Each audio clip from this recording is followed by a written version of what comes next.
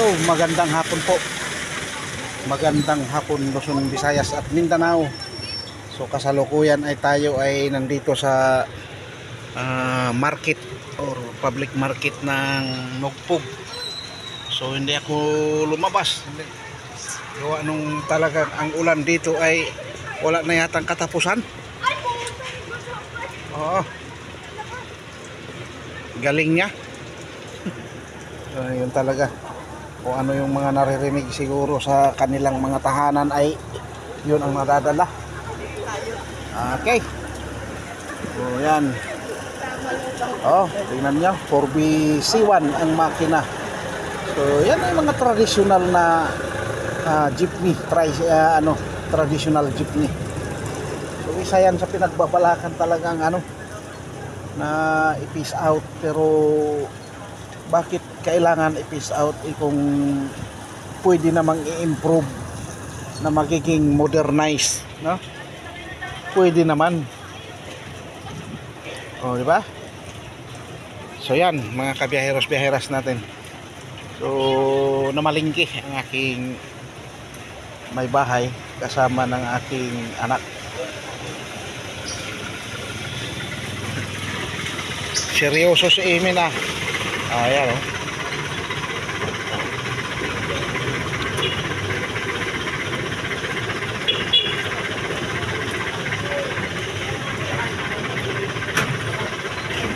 diba? Ganito lang. Ganito simpleng mga pangarap sa buhay. Hindi ko alam kung galing ng buwak. Kung saan man yung galing ay bahala siya.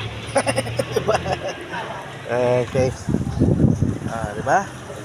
So di ko lang alam kung kailan natin ma-upload to kay alam nyo namang kung minsan walang load, walang upload, ganun talaga. Sana ay pwede natin ma-upload mamaya.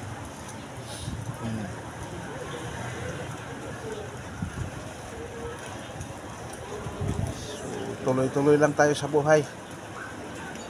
Kahit ano man yung gahirap, laban lang, laban. So ito yung fire station nandun, DILG. Emergency Operation Center nandyan sa harap. LDRRM office. Yan. Pati pagbasa ay nahirapan na talaga sumang kalisod. Naku po, ay patawarin nyo. Tuloy-tuloy lang tayo sa ating mga pag-upload pag may load. Diba? So sana wag niyong pagsawaan yung ating mga videos na ina-upload, no? Yan, yun yung mukha ng pobreng tricycle vlogger. Okay. So shout out sa lahat ng taong nakakilala sa akin, lalo na sa mga Pilipino at Pilipina. Ganoon na rin, shout out din sa ibang kalahi. Diba? So thank you ng marami sa ating mga solid followers, sa ating mga viewers dyan, sa mga nagla-like, mag-share, yan, mag-subscribe. I-follow nyo ang aking small channel, Alfred Uhaw TV Vlogs. So yan yung ating traditional na mga tricycle na galing ng Mindanao, naglakbay papuntang Luzon. So yan. So sana ay laban lang tayo kahit na kung anumang mga kinakaharap na mga problema o suliranin sa buhay. Magpatuloy tayo sa ating mga ginagawa sa buhay. So dito uso din yung pedicab o sikad-sikad tawag sa pedicab. Yan. Uso rin yan dito. Kasi ang mugpog naman, yung kabayanan ng mugpog ay patag. No, hindi naman kuwan, kaya marami dito ay mayroong mga pedicab na tinatangkilik din naman na sakyan ng mga kababayan natin.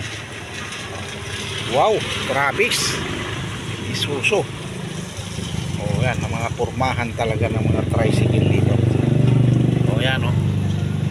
Pedicab din yan. Pinipidalan.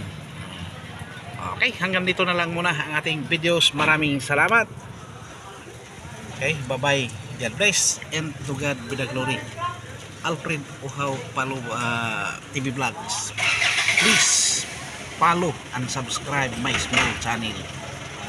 Thank you very much.